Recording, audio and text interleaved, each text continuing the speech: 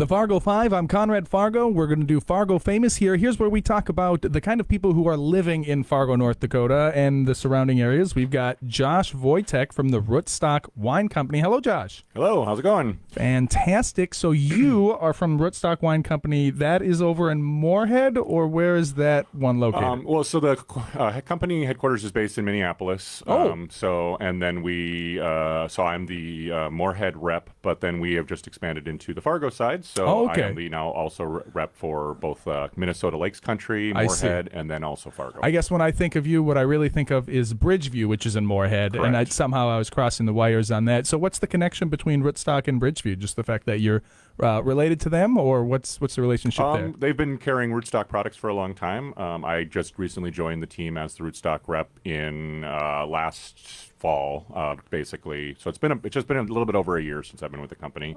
But we started out, Fargo was not part of the distribution network because we didn't have a North Dakota distribution license. Yeah. And now we just got that this summer. So now I've been able to expand into some other locations. But before we were just doing like 99 Bottles, Bridgeview, Rustica, Seven Sisters and DL, Spanky's. And so distribution licenses, I think that's something people don't know a lot about.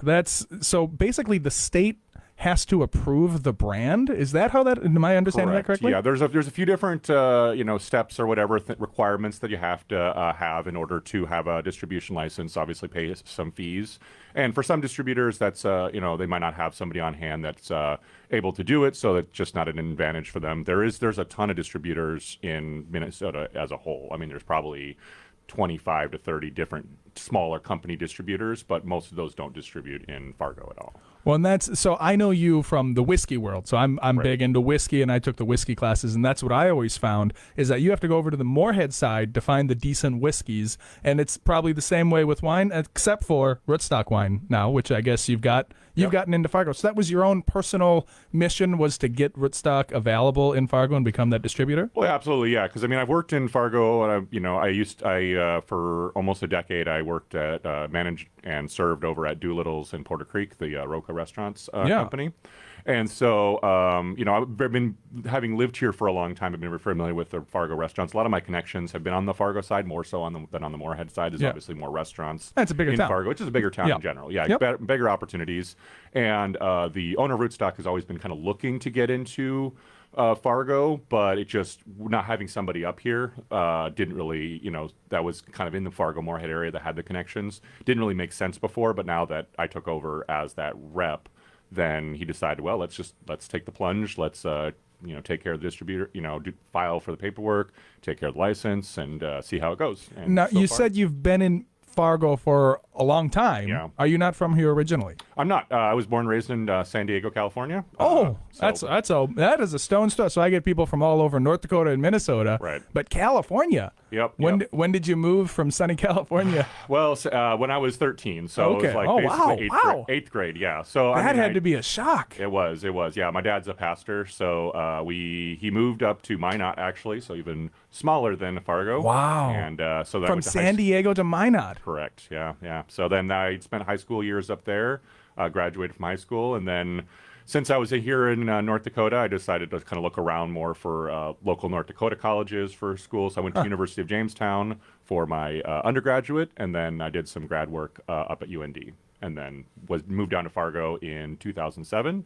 And besides a small little stint where I went down to Sioux Falls to work for the company, I've been in Fargo ever since.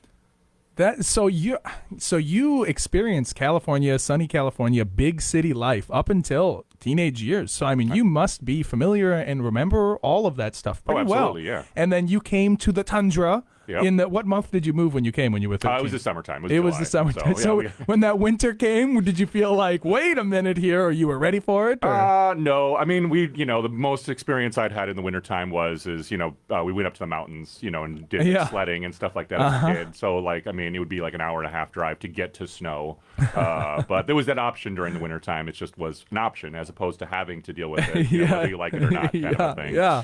So, but we were actually lucky that first winter we moved here was really mild because the previous winter had been one of the flood of '97. Oh, wow. We missed all that. We moved after all that right happened. after that. Oh, yeah, wow. So that was that spring that happened, and obviously it didn't happen in Minot, but that happened in Grand Forks and Fargo and everything. Yeah. That was the spring right before we moved. Oh, so we heard about how bad it was. It really but we was. didn't really experience. That was traumatic for a whole. So, and I'm a realtor at Berkshire Hathaway Home Services Premier Properties, and when I sell houses to other kids from around here, kids my age, I'm 37, Right, yeah. like. Often we're afraid of the basements because of that flood. We're like, oh, I remember what happened in the the flood. It's very transformative. But you didn't have any of that when you moved here. But you decided to stay. Yes. You decided to stick around. I did. Did it ever cross your mind like I got to get out of here? I got to move to warmer climes, or you've decided you're going to stay forever? A lot of it came down to relationships. Yeah. And I've always been more. I mean. There's a lot of things about California it's awesome. Obviously, the weather is nice. There's a lot of good like food. There's sights to see and things like that.